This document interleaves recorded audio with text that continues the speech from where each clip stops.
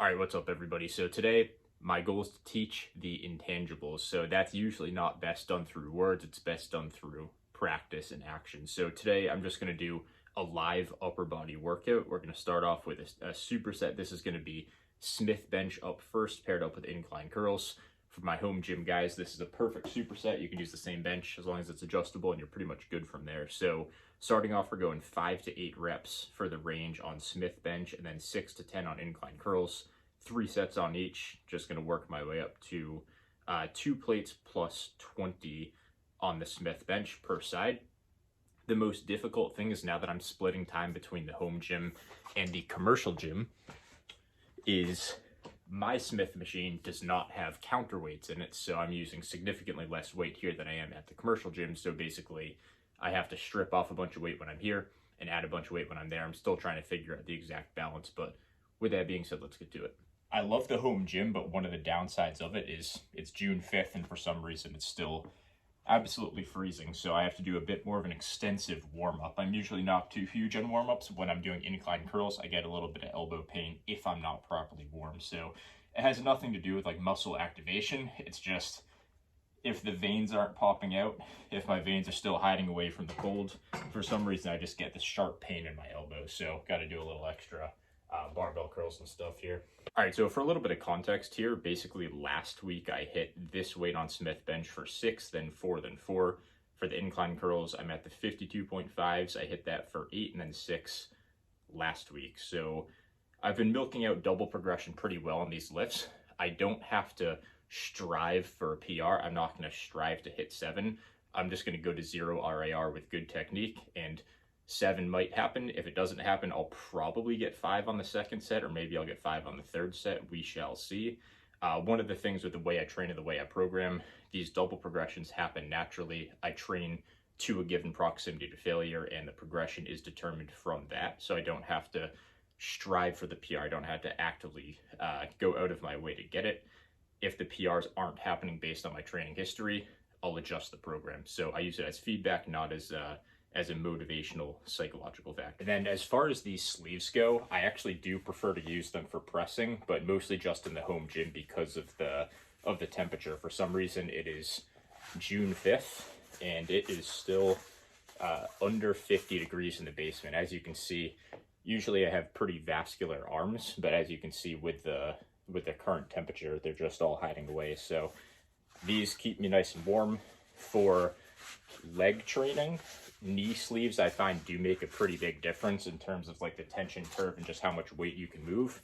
For presses with the upper body, with the elbow sleeves, I find it doesn't make nearly as much of a difference, mostly because my elbows aren't bending to that same degree that my knee would bend to on a squat, so it's a little bit different. And then wrist wraps too, I just use these mostly for extra support, but at the same time, it's legit so cold down here, particularly in the winter, where if I'm doing something with a barbell, whether it's a Smith or an actual barbell, my hands go numb first, and then that just travels up my arms. So this helps keep me warm. Doesn't help a whole ton in terms of performance or skewing the tension curve, so I'm fine with it. And that angle is way too high, so let's get it.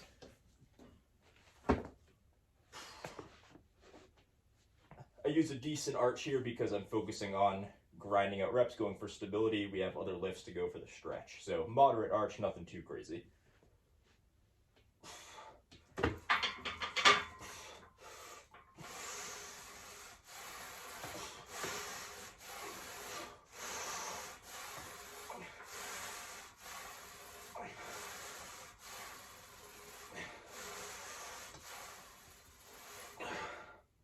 Borderline on one more, let's see.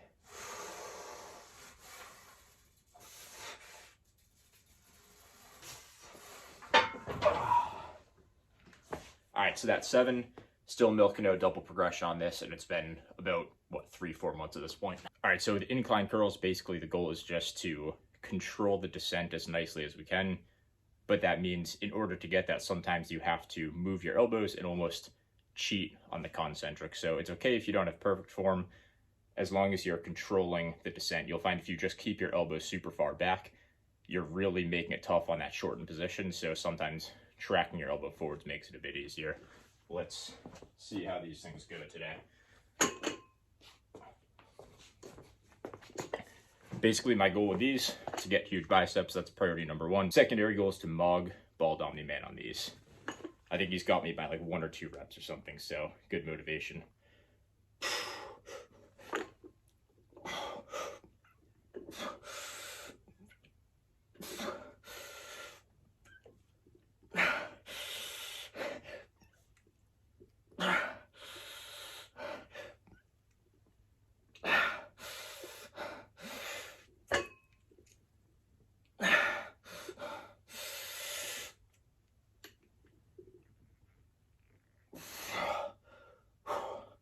I'll try one more. You hit a pretty good wall on these though.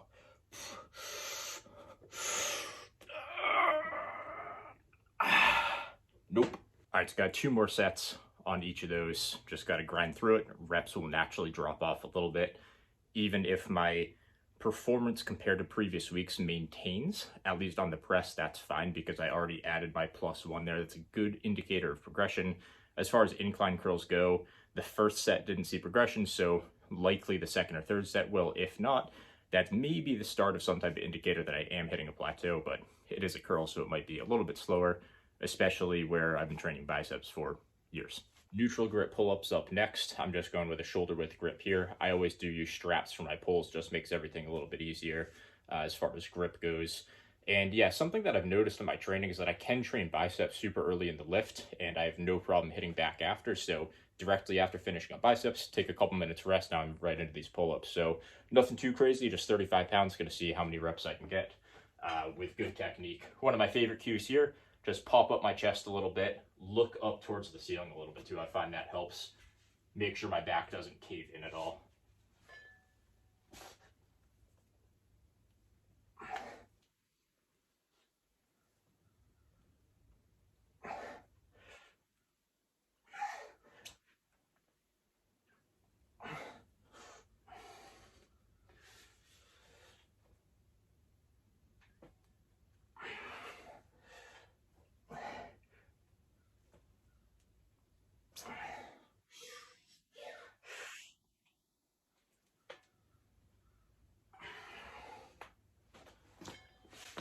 And then I'll usually stop there, right at technique failure. Up next, we've got the incline plate-loaded hammer strength press. This machine, I would advise against using elbow sleeves. Not that they add a ton of extra spring into the bottom of each rep, but this movement's already as short and biased as it gets, so you don't want to add anything else to make that even more skewed. So this is great as a complement to the Smith press. My elbow's already warm enough to where I don't really need any extra warmth. I'm not warm, but I'm not cold, so I'm totally fine. I also don't use wrist straps on here just because I have to take them off to use my straps on the pull-ups. Not enough benefit for this lift anyways. So with that being said, let's get to it. So basically the goal on this lift is to take it all the way to failure, not just to 0 reps in reserve, but actually to try that last rep. It's pretty obvious when you're not going to get it because you just get completely stuck halfway up the rep typically. So my goal here, get to that point and then not just give up, but continue to hold that isometric at that sticking point, literally right at the failure point. I have like a hair in my eye or something.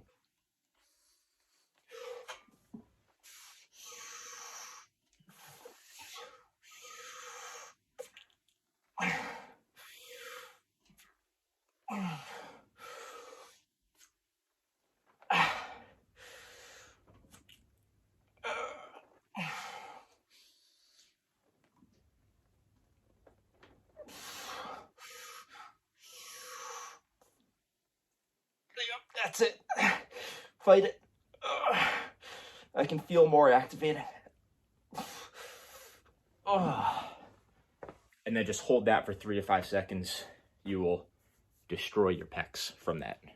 All right, so up next, we've got the single arm underhand hammer strength pull down. So I like to do these one arm at a time. I find that with both arms, it's tougher to get the full stretch because I like to manipulate the angle of my torso. So whether that's putting a shoulder down in and then kind of opening upwards, especially at the top of the rep, basically whatever you need to do to feel the best stretch you can in your lat. This isn't a lift where you're trying to stretch your lat around your rib cage because it's not a diagonal pull. For a vertical pull, I just like to let my lat stretch as much as possible, especially when it's single arm. Let's buckle up the seatbelt since this thing's old school, and get to it. If I can reach, which I can't. Maybe I can reach now, let's see. Yeah, we're good. So I like to use straps, take the grip out of it, just feel the stretch. Let's see. Yep. So adjust my torso, feel the stretch, entire lat is stretched out, and pull. This isn't a squeeze movement. You're doing what you need to do to feel that stretch. Don't worry about getting all the way down.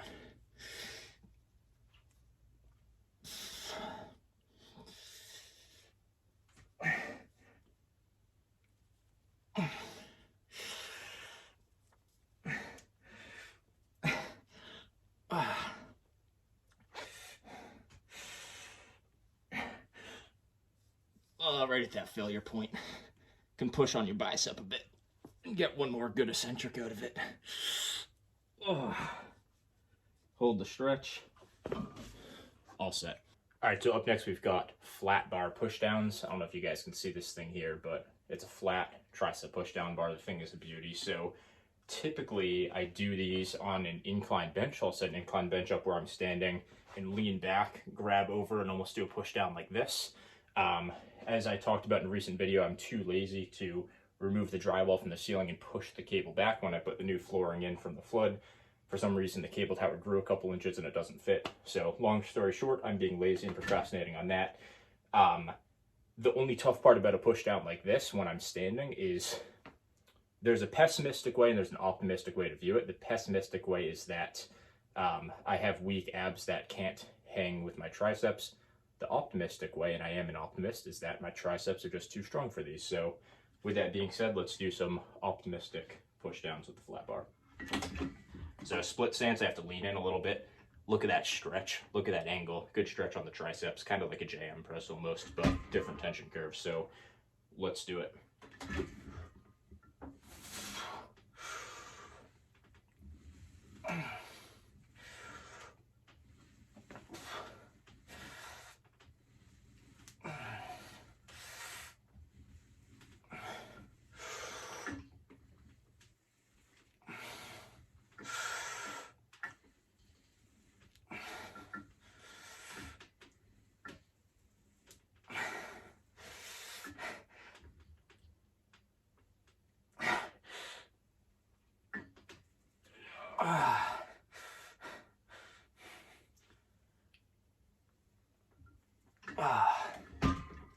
Those are the reps that count. That's how you get big triceps. All right, and on to arguably the hardest lift of the day, preacher curls. So basically, it's the lifts like this. You can't cut corners. There's no easy out 2 reps in reserve type of deal on these. So there's really no excuse not to push hard. It's just one of those lifts where you have to leave it all on the table if you want to get anything out of it. And when you do that, it's I don't want to say it's a magic lift, but a lot of these isolation lifts are what you guys are missing. You're not training them hard enough. So that's not directed at anybody in particular, but I think as a community as a whole, we leave a lot on the table with these lifts, and that's why they get mocked. It's not the lift itself, so it's the effort you put to it. If you think this is an accessory or an easy lift, to me, you're just outing yourself as a lazy lifter. So let's get to it. We got 85 pounds on here. We're going for 5 to 8 reps. I'm still making new gains on this thing, so let's take this to 0 RIR, if not direct failure. Let's get it.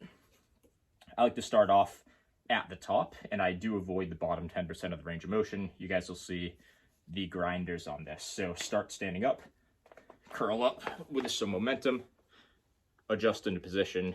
I do a wider grip on this, about shoulder width, and let's challenge ourselves.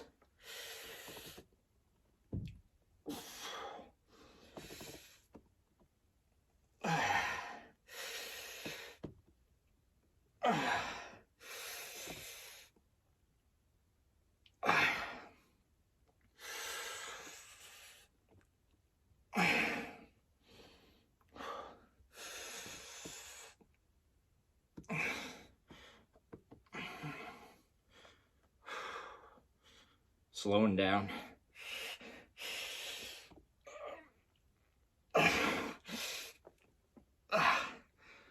that doesn't mean I'm done. Let's go for one more.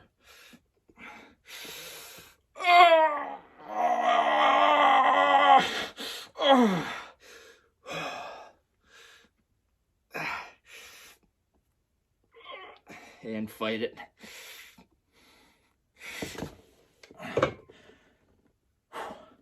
I'm not saying you have to train like that. I'm not saying you have to.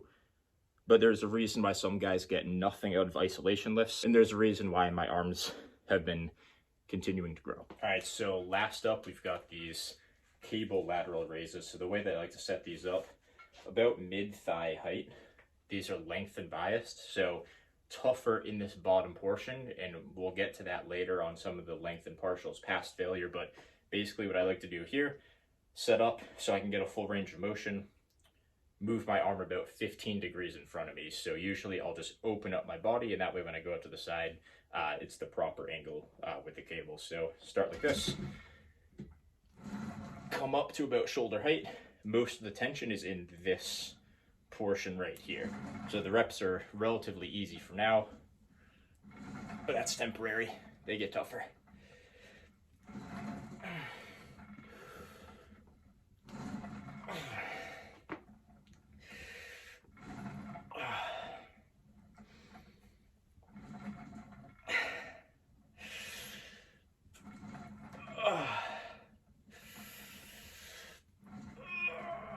Getting tough. Usually go between 6 to 12 reps on this of full range of motion.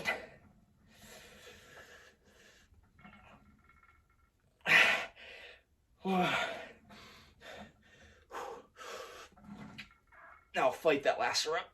If I can't get it, lengthen partials like this.